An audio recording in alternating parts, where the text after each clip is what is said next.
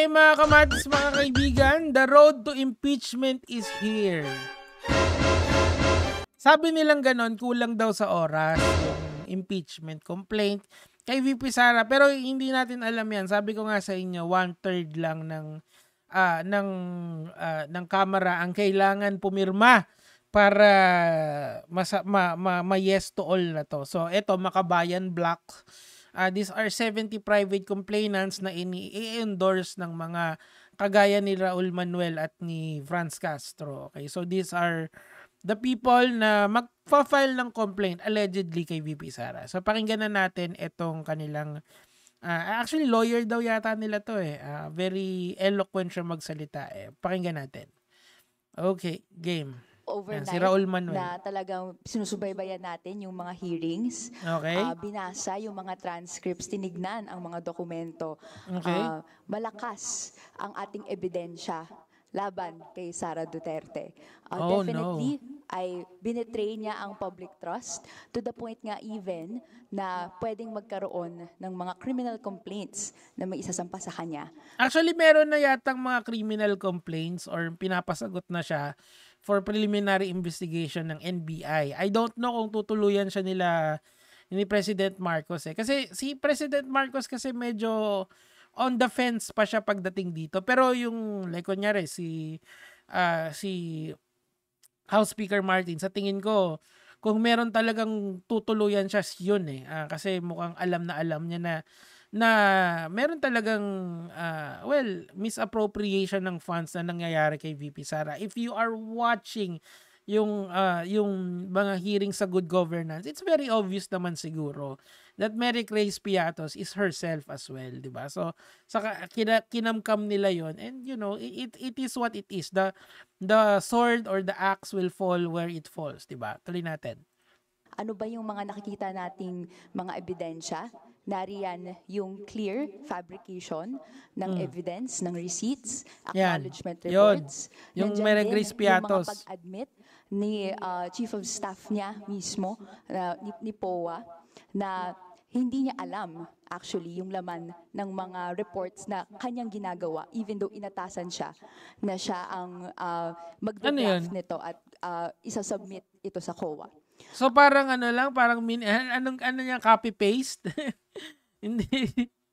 Di ba dapat kung ikaw yung gagawa ng report, alam mo yung laman, no? May mga instances din na nakita natin na pag-evade ng accountability, pag-evade ng mga tanong ng taong bayan kung ano nga ba ang nangyayari dito sa spending na ito.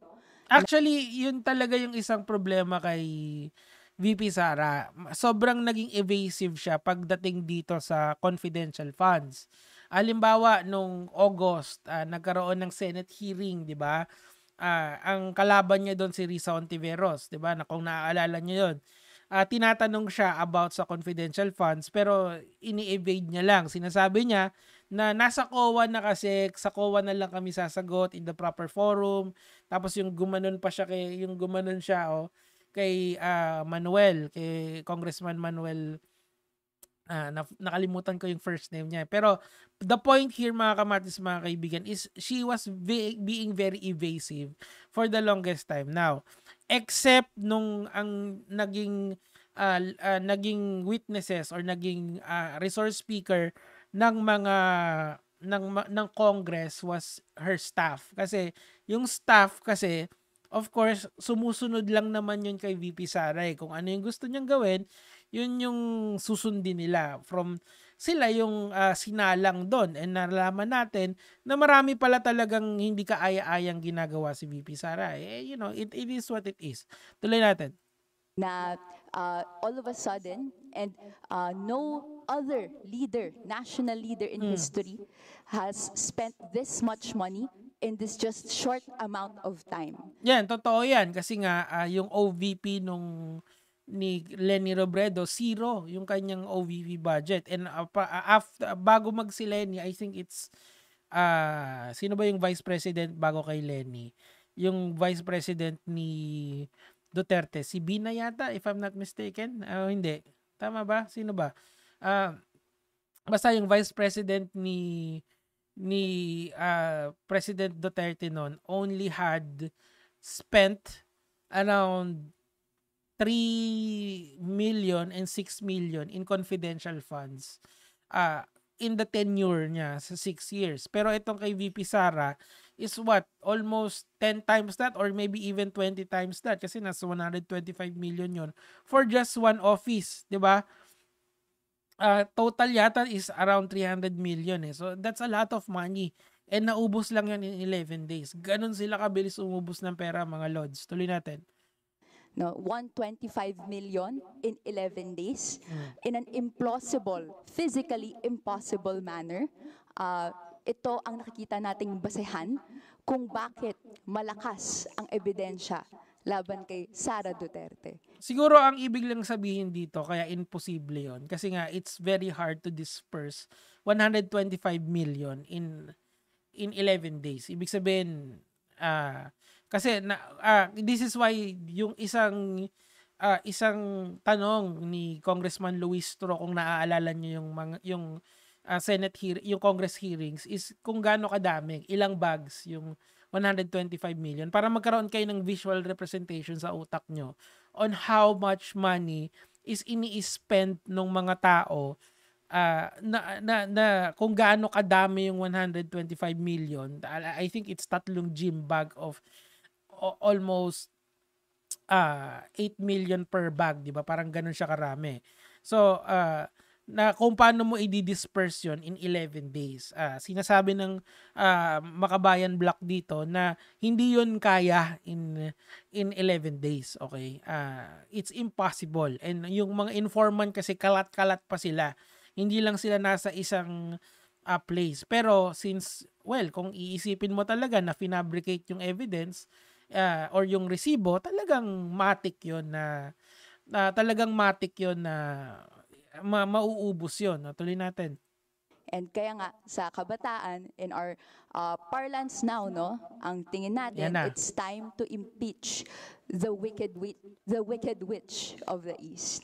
Ayun. Oh, wicked witch, Mail Gulay. Talay.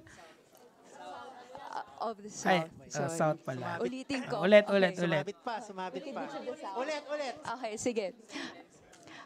Kaya naman, sa local parlance ng kabataan, Si Franz Castro, tonto papakita ko lang sa inyo Kasi yan, hindi pala si Franz Castro, yan yung isang kaalyado ni Franz Castro. Tuwan-tuwa siya. Congressman din to eh. Niniwala, tumitindig na it's time to impeach the wicked witch of the South. Sige po. South kasi nga taga Davao, nasa babae, nasa Mindanao yun eh. Davao, Mindanao. Thank you. Talagang defying gravity. All right. Okay, so let's yan kasi Can nga we, may wicked reference pala yun. So ano yung nangyayari dito mga kamatis, mga kaibigan? Right now may 70 na private complainants kay VP Sara na pumirma ng impeachment complaint. Now, Congress has to receive this tapos titignan nila kung gagawa nila to ng action or hindi. Again, 100 votes lang from the sitting congressman ang kailangan nila para umandar ito at umakyat sa Senado.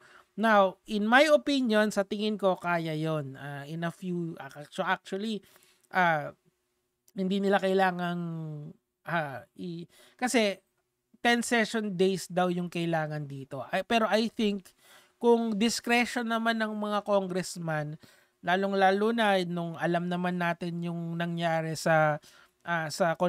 doon sa mga confidential funds na hearing or sa good governance, I think kaya yung 100 na yon. Kasi nga right now between the minority and the supermajority na kaalyado ng Pangulo, I think na it's possible to get 100 votes. Madali na lang yon kasi nga they hold the supermajority. So tingnan natin kung anong susunod na mga kabanata. Very exciting. Yun lang naman, gege mga lods.